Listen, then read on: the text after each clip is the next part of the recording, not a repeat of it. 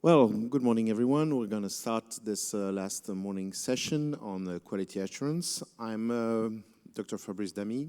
I'm a medical director from a dispatch center in Lausanne, Switzerland. And I am happy to have today on stage Georgiana, Cristina Saborano, and Cristina, Bianca, Gherghe from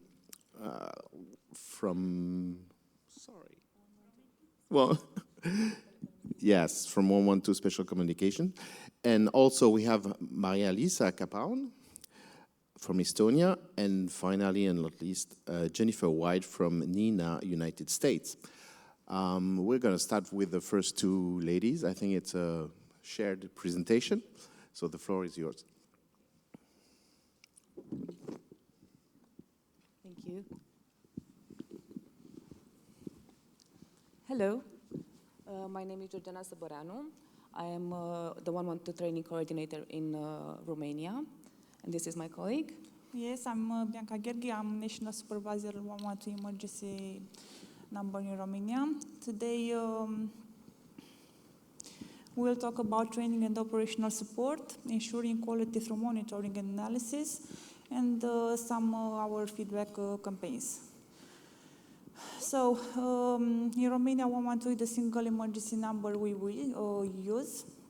We also use 113 as to announce emergencies via SMS for the people with hearing or speech impairments. We also know for the previous presentations that the 112 emergency system in Romania is administered by the Special Telecommunications Service. 112 call takers are set as employees, and as you all know, we have 41 PSAPs around the country. According to EENA emergency call handling chain description, Romania uses Model 3. This means that the 112 call taker gathers all the data and classifies the incident, then makes a parallel dispatch to relevant services, which sends resources to the scene. Okay. 112 call takers get real-time assistance, which means national operational supervisors, operational officers, and shift supervisors are available for the 112 call takers 24/7, offering support by doing real-time monitoring, making sure that severe emergency cases are properly processed, giving operational advice to the call takers during or after processing difficult calls, continuing processing difficult calls for the call takers whenever it is necessary. Okay. 112 call takers are actively involved in creating and modifying procedures, manuals, and legislative proposals that regulate their work. All their proposals are centralized and analyzed locally or via video conferences in work groups comprised of call takers from every PSAP. By working as a team with our call takers, we managed to simplify the process and create a unique procedure that was approved for use at national level. Okay. By using this kind of this way of creating the new regulatory documents, it made an easier training process by call takers being already involved in the development of the regulatory documents. They have a clear image of how to apply the new rules, and fewer procedural reviews. Since the call takers offer their opinion on the new document before its approval, the need for the other document modifications decreases. Okay, thank you. And talking about training, in Romania, the new hired call takers are trained at the beginning for 3 months, 2 months of theoretical and basic call-taking practice, 1 month of operational practice, and then another 3 months when they actually take calls, but under supervision. During this period, they are trained in 112 applications, procedures, and regulations. They simulate call taking, and they also take real 112 calls. They also are trained in communication and stress management techniques, foreign languages, basic life support, and legislation. We also, an important part of the 112 call takers training is continuous training. And we try to do this as often as possible. We realize it on site or through video calls. The reality is that this last 2 years, we heavily relied on video conferences for training our call takers due to the pandemic. The call takers are trained on operational procedures and also on different operational topics. These topics are chosen either by the call takers when they express the need for clarification in certain types of incidents or situation, and also by our monitoring department that may identify shortcomings in the 112 call takers training. Some of the topics are different types of threats, complex events, suicide attempts. These are all things that concern our call takers, and we try to help them manage them as better as possible. We also try to support our call takers in developing soft skills, so they participate at classes and workshops on stress and vulnerability management, customer care, discrimination, efficient communication, foreign languages, human trafficking. As you might know, the 112 emergency service in Romania is quality certified since 2019. This meant a lot of work for us, and we established our own quality manual, we optimized processes and activities. We also collected feedback from our main stakeholders, the 112 callers and the emergency response dispatchers, and we also have to do quality analysis. As part of this quality assurance mechanism, we created the dedicated monitoring department. They provide the post-processing monitoring and analysis the work of the 112 call takers at a national level. So the monitoring department knows and can track the activity of every call taker in Romania. This post-processing monitoring consists of listening to a relevant number of 112 call recordings for every call taker, analyzing the case files and logs, and that's how we retrace all the steps the call taker has taken in managing the emergency call. You do quality analysis using KPIs. They state the conclusions and recommendations, and finally, we implement those conclusions and recommendations in the training program. Some of our key performance indicators are ethics in conversation, knowledge and professionalism, and respecting work procedures. Through this monitoring and analysis process, we are able to identify problems and optimize our needs. Like I was telling you earlier, when the monitoring department sees that, the call takers don't seem to grasp some situations, we always try to correct that thing. We always try to help them understand and improve their work. We also, of course, ensure the quality of the 112 emergency service, and we follow the professional evolution of every call taker at a national level, which helps us award the best call takers from every PSAP, and we do that every year.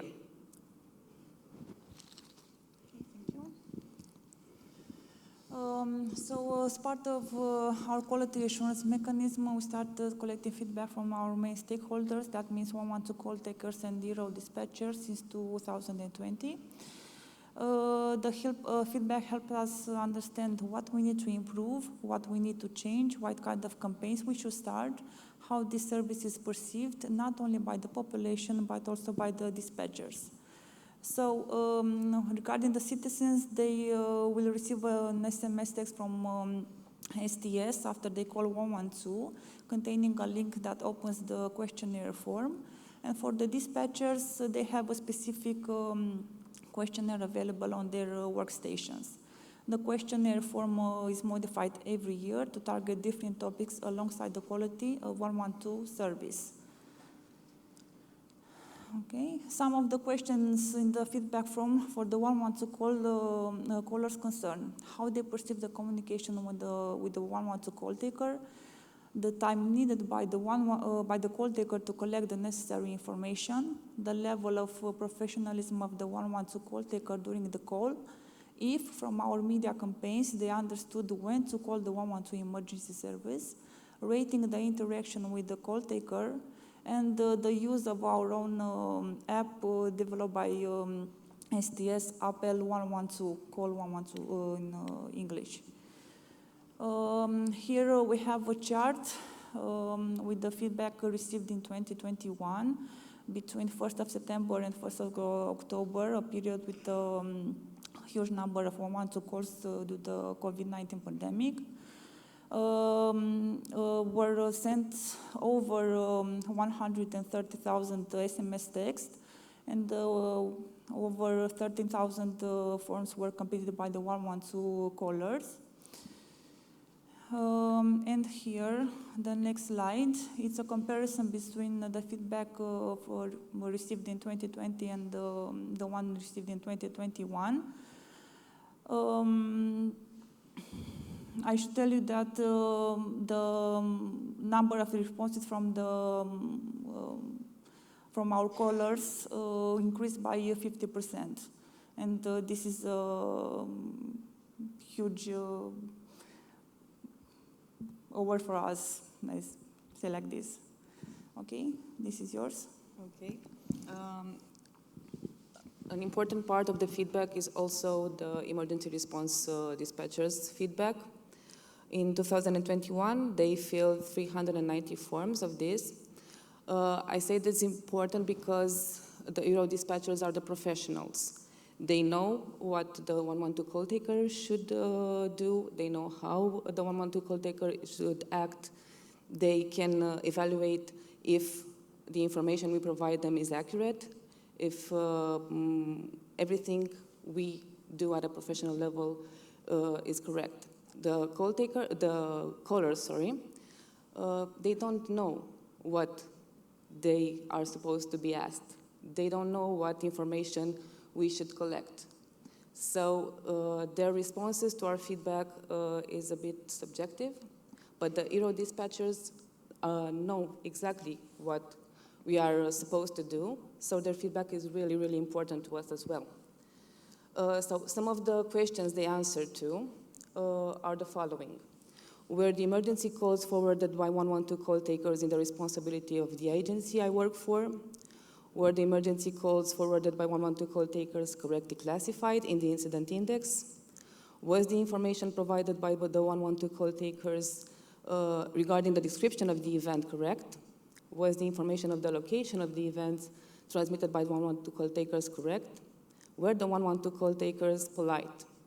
So through their responses, we also know what we need to improve on gathering the data they need, on paying attention of what the callers transmit us, so we can be efficient and work together and solve all the emergency cases,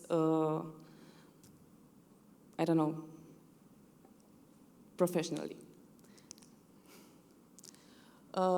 We say that no feedback is negative feedback, but we consider it is necessary to analyze the negative feedback from 2021. So from those 13,000 forms completed by our citizens in 2021, 1,847 forms contained a negative answer. We consider negative answers the ones in which we have the answers disagree or totally disagree. The possible answers would be totally agree, agree, disagree, and totally disagree. So after analyzing these almost 2,000 forms, we actually find out that only 14 of them were confirmed. So the negative feedback was true. I think this is a very good number, and I want to congratulate our colleagues for this month in which we received this feedback was an especially hard month for us. We received a flood of calls because of the COVID-19 pandemic, and all our colleagues were helping us. We received help from colleagues that used to be 112 call takers and now came back to help us, colleagues that retired and came back to help us in this period, and we managed to do our work very well, I say, due to this feedback. I will continue to share with you a few of the messages we received through this feedback from our citizens, from our callers. And I want to say that this is not a feedback only for us, for the 112 call takers in Romania or the Bureau of Dispatchers in Romania. These messages are for you as well, because we all confronted with this difficult situation worldwide. So this is for all of us. This service is indispensable. It cannot be replaced. It's becoming more and more useful. I've noticed the improvement of the 112 service. I am delighted and satisfied. I'm sure you'll improve even more. Good luck. These people deserve all the respect. They do everything possible to help the patient. Many thanks, and may God bless them with health and strength. I have nothing to complain about. I thank those from 112, the entire team, police, firefighters, and especially medics. I only want to thank each one of the people who worked really hard to save lives. May the God, the Lord, bless them. Be just like you were with me today. Respect. The whole interaction was at a high level of professionalism and empathy from the call taker's part. I admit that I didn't have any expectation, but I was impressed. Thank you for a job well done. I have only words of gratitude for the efficiency and professionalism of the 112 call taker.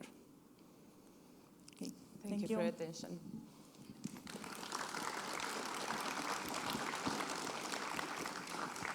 Thank you for the presentation. Are there any questions in the audience? I don't think. Oh, yes, one over here. But while we get there, I already asked one. You mentioned that you send a SMS to every people calling your center afterwards, but you get only about a 10% response. Yes. Are you happy with that? Anything you want to improve with that? Because it also has a cost, I suppose, to send all those SMS? Will improve. That's why we are making targeted media campaigns. We want to improve the way people understand the 112 service. Like I said before, they don't really know what to expect from us when they call 112, even though we try to inform the public. So we will continue with our media campaigns so the citizens, and not only our citizens, may know exactly what they have to do when they call 112, and also know how important this feedback is to us. So we really hope these numbers will improve in time. It's really important to us. Okay, thank you. Now the question in the audience. Yes. Hi, thanks. I'm a call taker and dispatcher from Australia. And feedback is something that we rarely get as call takers where I work, so it's a wonderful initiative that you're doing. My questions are twofold. Firstly, what is the time frame that you have between when the call is made and then when the SMS is sent out? And secondly, are there particular cases that you choose not to send SMSs out, or is it an automated system in case there was a negative patient outcome, such as a cardiac arrest that was unsuccessfully resuscitated, to give the family space and grieving time, etc.? Well, the exact time we send in the same day, not exactly on the next second they called us, because, as you said, maybe the case was severe, so they might not feel capable of answering our questions in that exact moment. But we sent the questionnaire in the same day. Thank you. Any other question? So I have a last one for you. You mentioned that you listen to calls from your call takers. How many calls from every call taker you listen to every year, and who does that in your dispatch? Our monitoring department, also a lot of the PSAP managers as well listen to calls. We start with at least 2% per month for one call taker. If we identify some problems, we listen to more calls to see if it's a pattern in that thing, or it's just we identify one singular mistake. If you identify a pattern in this mistake, then we train the person, and also the other call takers concerning this possible lack in their knowledge. Excellent, thank you. Well, thank you, Georgiana and Cristina from Romania. And now we can follow with Maarja-Liisa from Estonia with involving all staff in the quality process.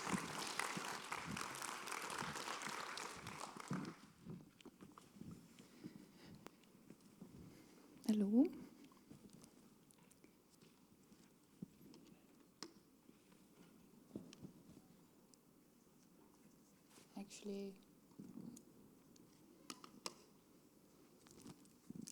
Hello, my name is Maarja-Liisa, and I'm really honored to represent Estonian Emergency Response Centre today.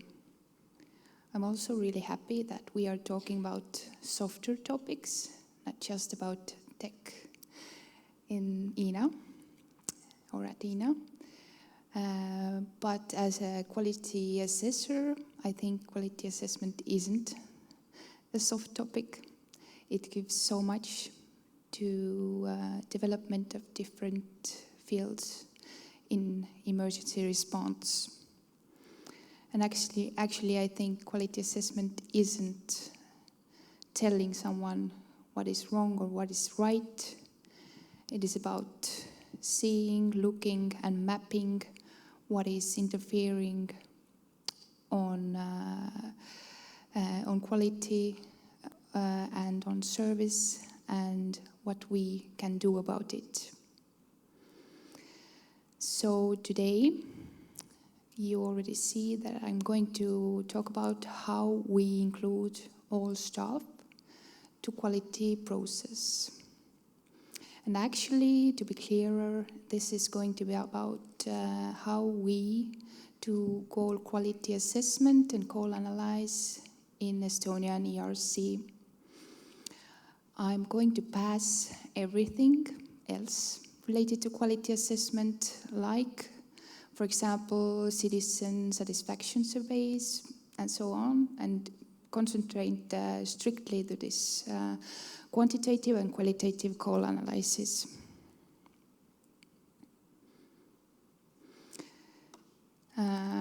Before we go to the past, I have to say that currently we analyze call quality with our new criteria that is located to 5 modules, and we call it call analysis. And we include all our staff, or we have piloted actually. We haven't included yet, but we plan to. And if an operator does analyze on his or her call, we call it called self-analyze. And also we look at work performance on a wider scale. We do work performance monitorings yearly for every operator. This is done only by quality assessors, me and my colleagues. And everything we do related to call quality analysis is in the same form. So this is comparable, measurable, this is numerical data. Okay, the past slide is, you can already see, this is important because quality assessment system has been our problem for the past 10 years, actually. We have renewed it 4 times. At first, before 2016, our quality assessment process was giving a numerical 2-point scoring system feedback monthly to every operator. It was given for only 1 call, I think. And actually, this wasn't enough. Also, you see the symbols. The pen means that the feedback is given only in written, And the number and the question mark means the frequency. But for the first process 2-point scoring system, the frequency isn't clear to me. I was an operator back then, and I remember receiving feedback monthly for one call. Something needed to be done, and in 2016, it was decided that we need to be softer, we need to be more qualitative, and the feedback was given in strength, developmental need, and neutral language afterwards. Also, the frequency changed. Feedback was given more widely. 20 calls were analyzed for one feedback, but it was given only for one field. So this made the operators difficult to analyze themselves. Let me see. Yeah, it didn't give the changes we wanted. So the next revolution was that duties changed. Because of the fact that heads of shifts or shift leaders are the closest to our operators, it was seen beneficial that they do mostly the quality assessment afterwards. They use the same criteria, the same feedback in words, but they didn't do it so much. Like frequency was lower, and it was different in different centers or regions. So actually, it was beneficial because for the first time, the feedback was given by one person, regardless of the field. So police feedback, ambulance, rescue feedback, so that the operator and his or her leader or head of the shift had a holistic view on things and how to go on, what to do about the quality. But the thing even more beneficial was that after analysis, there was conversation held often. And this helped much with the self-analysis theme. Actually, there were pros and also cons, and bad things about the new revolution were that it brought in an uneven approach because it was done differently in different centers. And also it brought in a different understanding of the quality criteria, and also a fear for the heads of shifts to be harsh or also to be incompetent. So after all of this, the lessons, it became clear that we need to look what we take with us and what we leave behind, and we need to renew our quality system because it wasn't working either way. So here are the main points that we took with us, kept in mind during the redesigning process or starting it.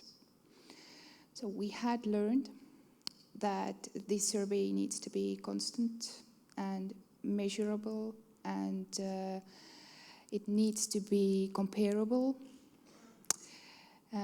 Also, the responsibility part, when we include all stuff, the roles and responsibility needs to be really clear on how or what everybody are doing.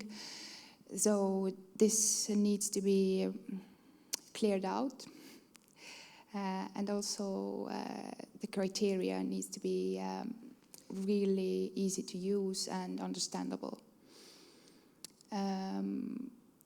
For the quality assessors, including me, the change was that we give now feedback regardless of the field. So, for example, before I was a medical quality assessor, but now I give feedback to every kind of incidents.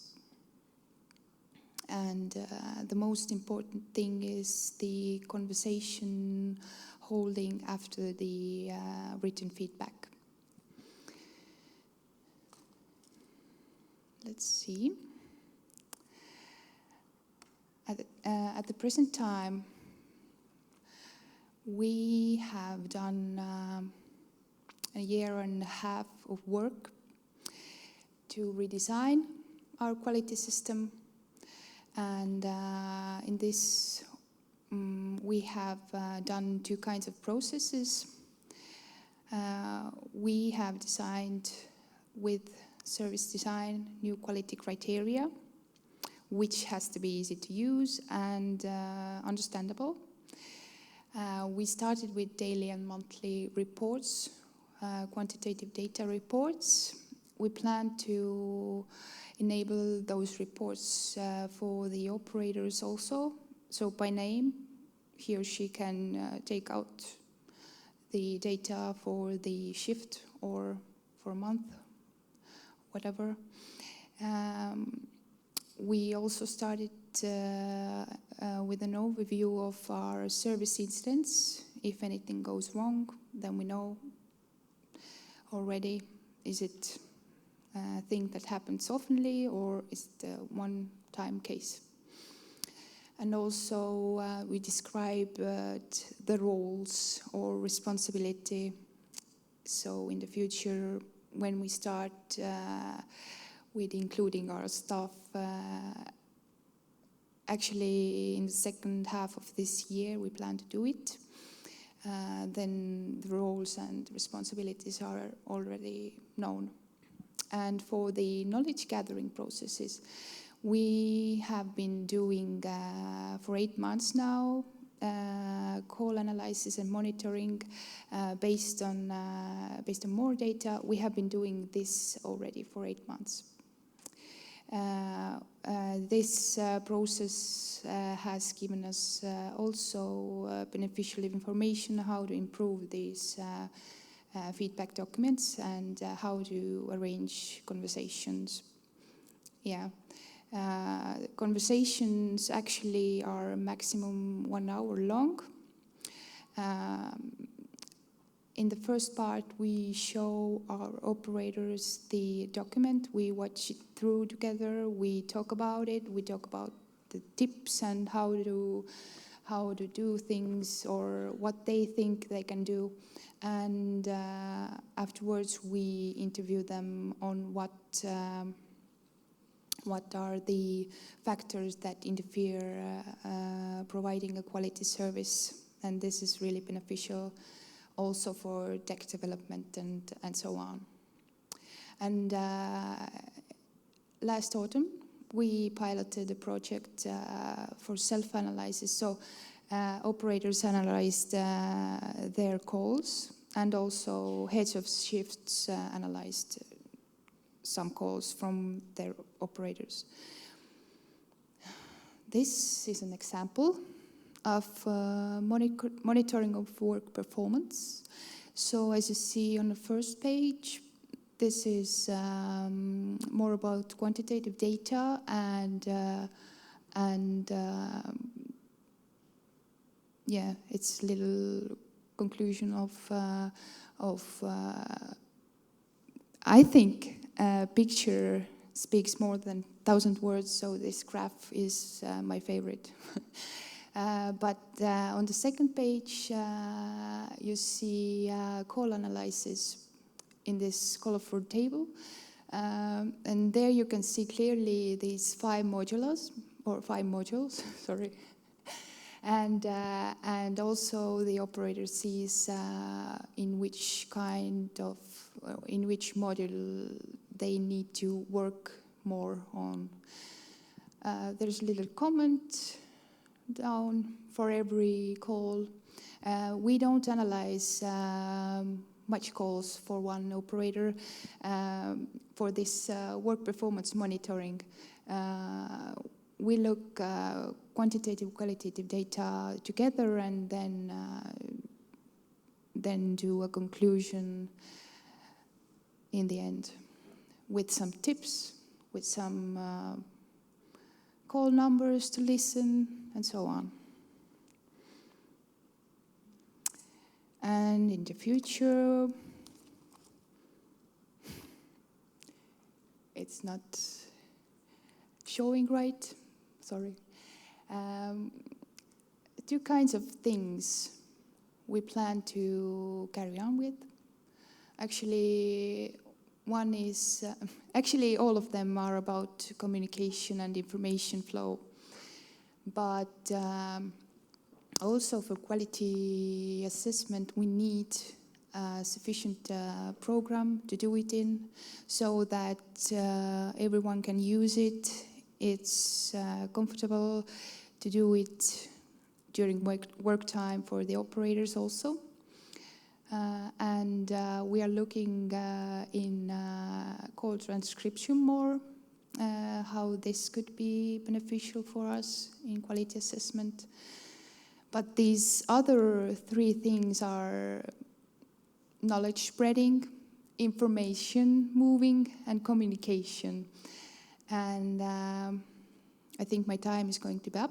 I would like to say that I agree strongly with Mr. McNulty, who spoke yesterday, and my personal favorite public speaker, Simon Sinek, who say that to improve quality, you need to build trust-based relationships. So these conversations and everything we have done so far, this is all about this end result we want. So thank you. Questions? Thank you. Are there any questions in the audience for our presenter?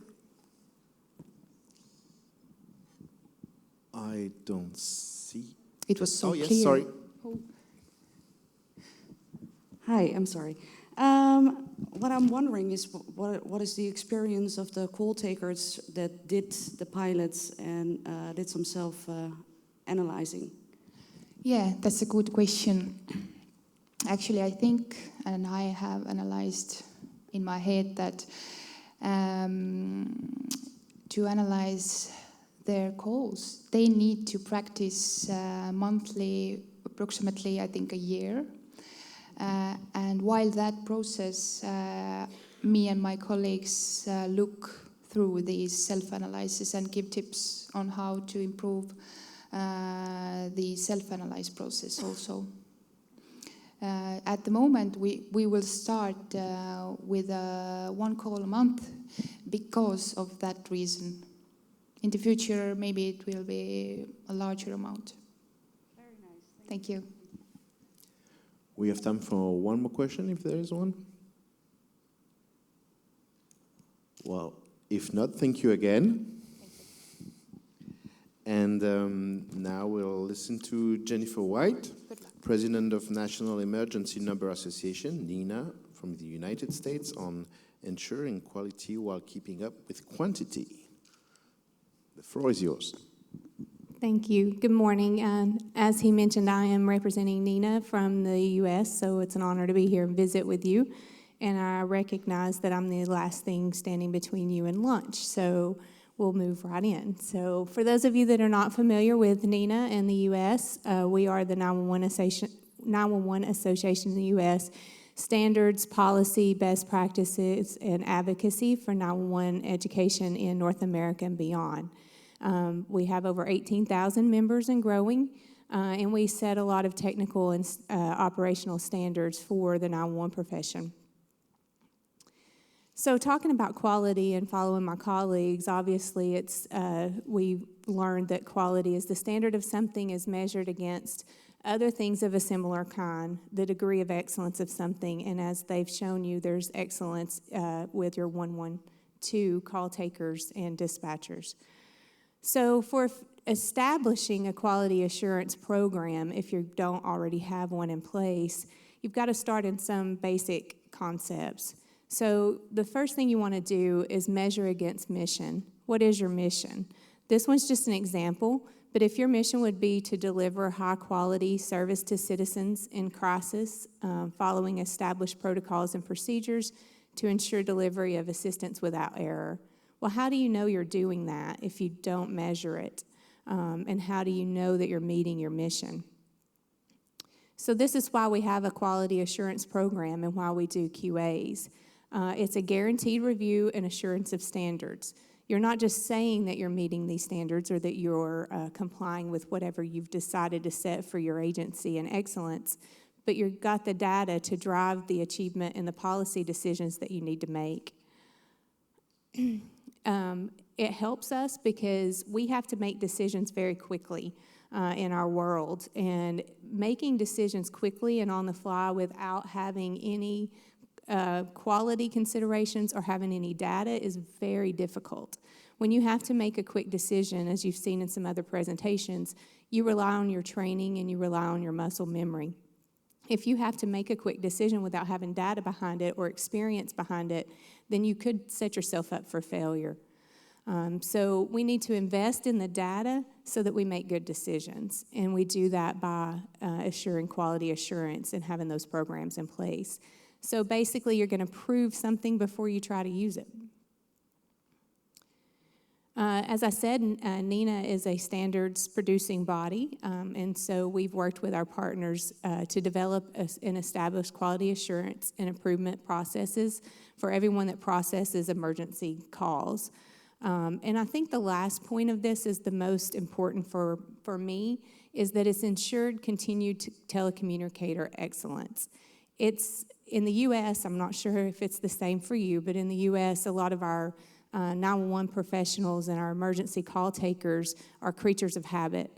And they're always concerned that when you do quality assurance that you're trying to show them what they did incorrectly, or you're trying to tell them they're not doing their jobs.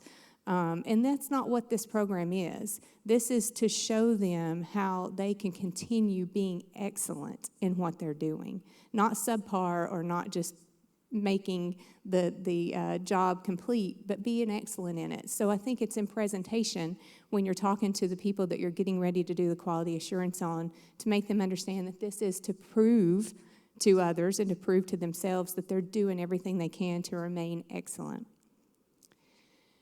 So if your agency decides to implement a quality assurance program, there's some responsibilities among yourself as the agency. So number one would be to formally establish and implement a QA or improvement program.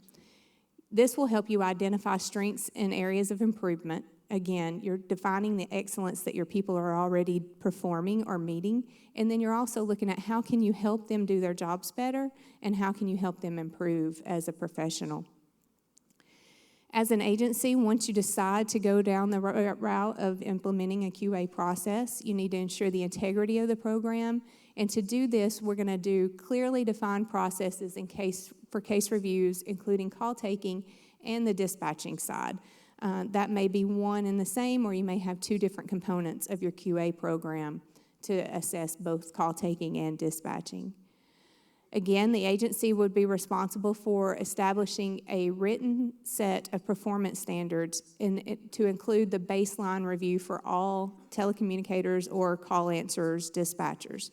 It needs to be a written policy that's clearly communicated to the people that are being reviewed, and so that they can understand what the expectations are and have any feedback prior to the review on the actual policy itself. That way there's no confusion. You have to implement the necessary policy and procedures, define the frequency of reviews. As someone mentioned before, if you see that there's a problem with an individual, you may do more reviews on that person than your normal schedule. But define that in policy so that they know that and are aware of that. So you don't have a scenario where someone feels that you're reviewing their calls more than you're reviewing their colleagues' calls without a reason for that to happen. You don't want people to feel attacked. Again, it's supporting them, ensuring that they're doing everything they can to provide excellence to the people in need. And again, the expectations need to be clearly outlined and include the scoring system. If you're going to review a call taker or a dispatcher, they need to understand how are they being scored and what is the weight of those scores as they process that call. The agency has different responsibilities. In the U.S., it's a little different than monitoring systems that you mentioned that go over review. Most of the time, it's the PSAP that assigns people to review these calls. So the agency is responsible for identifying qualified individuals or getting individuals that would be able to be qualified in call assessment and call review. We also have some companies that do third-party reviews that you take it completely outside of your agency and contract with a company to do these reviews, so those are an option as well. Provide employees with appropriate feedback. Again, just handing them a score is not really giving them enough material and information to do anything different, so make sure you provide them with feedback. If you're an individual that decides that you want to be a call assessment reviewer or a evaluator, then these are the things that would be your responsibility.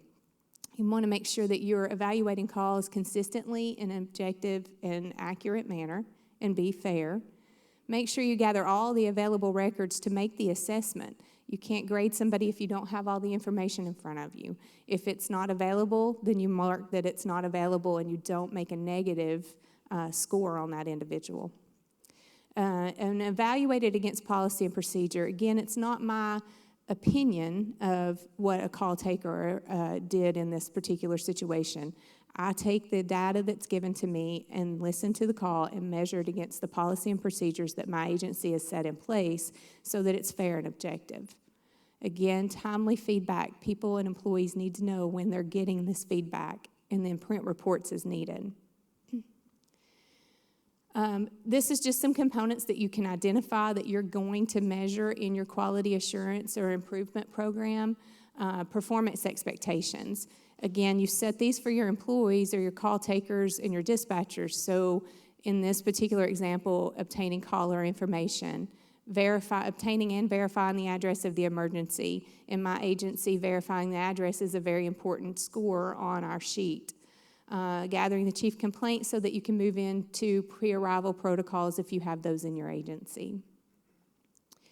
Set forth how many calls you're going to review.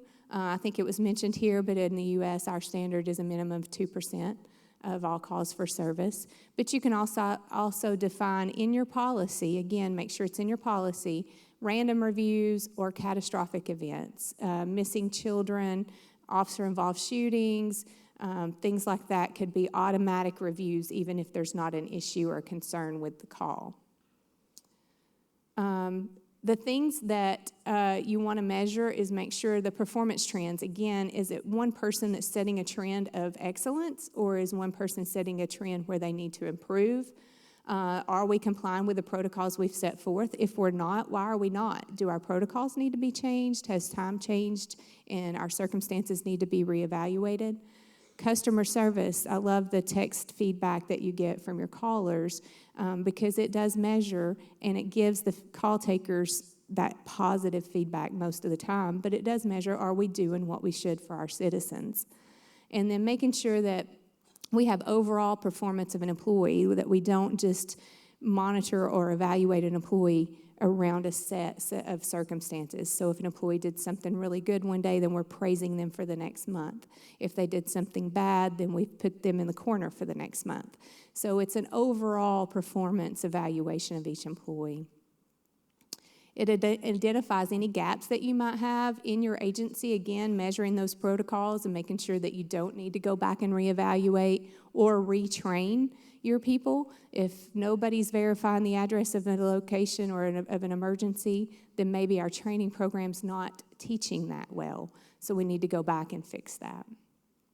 Identifying people with superior performance should be your main goal. Get your people and recognize them for what they do, and then also do this improvement stuff as you go along. We've mentioned feedback, but make sure it's timely, accurate, and objective. Again, you don't want people to feel attacked. You want them to feel supported. The QA evaluator and supervisor can discuss each employee in each QA review so that they can develop short-term goals and long-term goals for employees, and this kind of manages that again back to employee performance. So if I'm the evaluator and identify an area, then I may go to that person's supervisor and say, have you noticed this with this person? And we can set short-term goals and long-term goals and objectives for that call taker or dispatcher to meet so that they can improve along with the program. Oops, sorry, I think I went through. I think we skipped one. Okay, so just in closing, my NENA slide is not in here, so I apologize. Let me see if it got to the back part. No, okay. There we go. There's a little bit. NENA.org is a ton of resources, so you can go to that website. All of these standards, including this quality assurance and quality improvement standard, can be found on the NENA website, along with resources on how to implement quality improvement and quality assurance programs in your own agency. Some samples can be found there as well. If you don't have a worksheet, the standard about the 2%, things like that, if you have questions, are available, again, at NENA.org. And quality is something that does need to be measured, and I think sometimes we take for granted that we are all doing what we should be doing. And it's not even that, again, to say that you're not doing what you should be doing. It's identifying excellence within your people. It's supporting your people to ensure that they continue to provide excellence, which is why this standard was developed. It's continuing to be able to go to your communities, your government leaders, for funding and for equipment and things that you may need, and prove to them that you're measuring against your standards that have been set forth by your industry and by your own agency. And so you need these tools to be able to do those things and to prove it before you use it. So, any questions? Yes, there is one in the audience. Two more.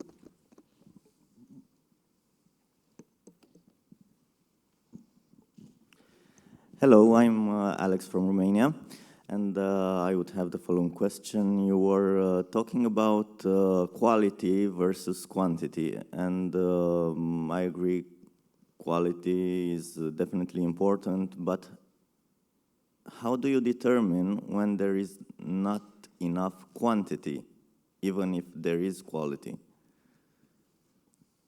Okay, just so I make sure I understand your question right, you're asking if there's enough quantity to evaluate, or how is the performance not producing enough quantity? No, how do you determine if there is not enough quantity to evaluate, even if there is the quality in the... Okay, yes, thank you.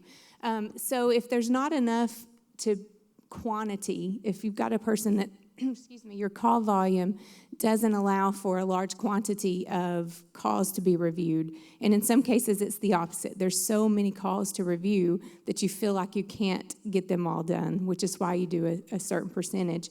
But even if you don't have a large quantity on someone, you still review that and provide that feedback to that employee or that call taker or dispatcher so that you can do the quality improvement, ensure that you're meeting the standards, and then talk to that person to see how can I make, even though you're doing customer service well, you're doing everything you should, how can I make your job as a leader, how can I make it better for you? So is it because you're not asking a phone number on somebody that we need to get that phone number in case we need to call them back? You know, identify areas that are improvement and get that feedback. I would think even in a smaller setting like that, you have more one-on-one feedback. when there's not such a big quantity, to be able to talk to that employee or call taker or dispatcher and get their feedback and have really good dialogue to implement changes that are necessary. Thank you. There's another one here.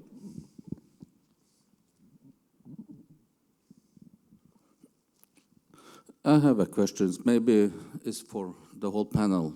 But have any of you discovered that age-related condition have negative impact on the outcome of the test, or when you check the quality of the service? And if so, how is that handled? And is some of you have a recommended maximum age for an operator? Thank you. Well, in the U.S., there's different standards by states, and so it's a little different. You know, for example, my state where I live, a minimum age is 18, but I know some places is 21. So I don't know if there's a true recommendation. It's just by state in the U.S., so I'm not sure here if there's a minimum age. I ask about the maximum age, not the minimum age. Oh, How old maximum. can an operator be? 80 years, is that too old, or is 60 or 50? Well, in the U.S., we have a staffing crisis, so I don't know that we're kicking anybody out that wants to be an operator right now. But no, we don't have a maximum age unless a local agency has certain retirement benefits. So some people max age is 60, depending on what their retirement plan is, so that could be that. But have any of you discovered that can be a problem, age-related factors or conditions for the operator? Maybe hear bad, see bad, don't remember so good, other issues? Yes, and that's a great point, and I think that's why you need this quality improvement or quality assurance process, because you could identify, are there factors that are impacting the performance of this person, and that would highlight that instead of I don't want to say covering it up, but if you're just at work doing your job every day and no one's evaluating to see if you're meeting standards, you could slide under the radar for a little while. But if you have a quality assurance and quality improvement program, those areas are identified, because if you can't hear well, for example, and your hearing has declined over time, you may not be hearing what the caller's saying, and therefore it would highlight on some of the assessment that you're doing, and you would see that trend over time.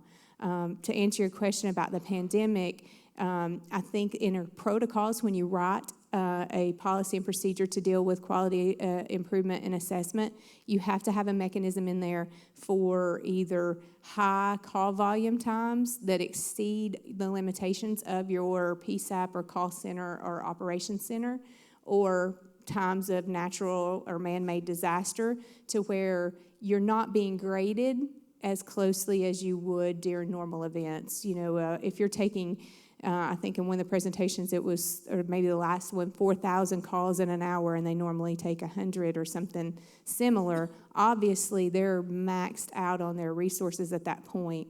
So you have to have a mechanism to say, all of this is still important, but we're going to have an exception to the rule in these following circumstances, so that you can get to the next call. You may not be able to go through every step that you normally do to move through that 4,000 calls in an hour, but it needs to be defined ahead of time so that there's no confusion and everybody knows what's expected of them. Thank you. I have one last question. You are an association. How do you make dispatch implement your recommendation on quality? We all certainly all agree with your recommendation, but then on the field, how do you measure? How do you make them apply it? I think it's a lot in the promotion. The leadership has to make people understand it is that proving their excellence and get their buy-in to the programs and start rewarding them when you see that they're complying and that your program's working, so that they're accepting of it and not negative and pushback of, I don't want to be evaluated.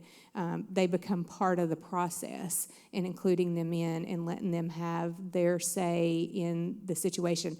If there's a negative QA, letting them listen to the call again, their own call and letting them go through the QA form so they can identify why it was measured that way, I think is important as well. Okay, thank you very much. And that will be the end of this last session. Thank you, all four of you. And now lunch is waiting for you in the exhibition room. And it starts all again at 2 o'clock.